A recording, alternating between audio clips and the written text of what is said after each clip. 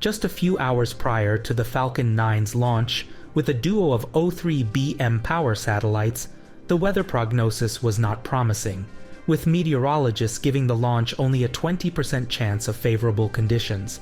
Nevertheless, the weather eventually improved significantly, allowing the launch to proceed.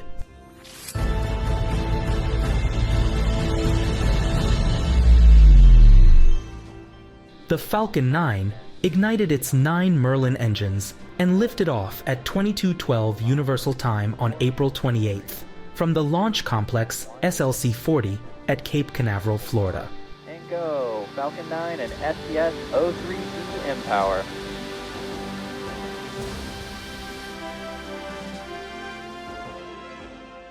The launch vehicle's payload consisted of 2 O3B mPOWER satellites.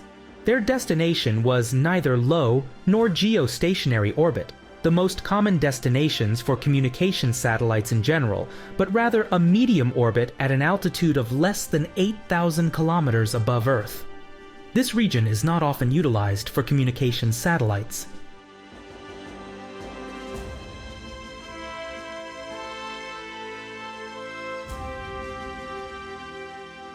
The company behind the project is SES, which operates a fleet of communication satellites in geostationary orbit. In 2013, the company decided to extend its services to lower orbit, thus creating the O3B project, which stands for Other 3 Billion, referring to the number of people in the equatorial regions of the world who do not have access to the internet. The O3B project has been a success in recent years, prompting SES to prepare its second generation, dubbed O3B mPOWER. The new satellites are not only larger, but can also create up to 5,000 communication spot beams, with connection speeds ranging from 50 megabits per second to 10 gigabits per second. This network is intended to serve not only civilian users and businesses, but also government agencies. Last December, the first 2 O3B mPOWER satellites were launched, and now it was the second portion.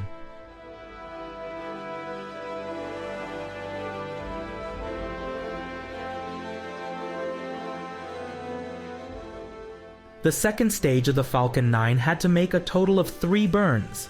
With the first one, the launcher reached a parking orbit.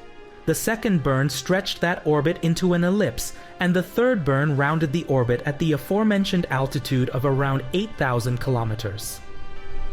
The 2 satellites weighing roughly 2 metric tons then separated in this orbit approximately 2 hours after the launch.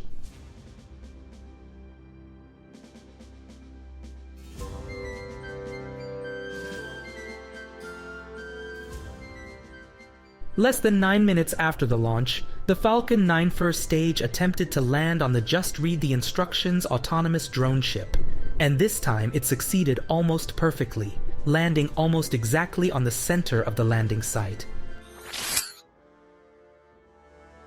Thank you for watching Spaceflight News. Our channel statistics indicate that almost 95% of our viewers are not subscribers. Therefore, if you are an enthusiast of astronautics and would like a 6 times a week serving of up-to-date information, we would be delighted to have you join us.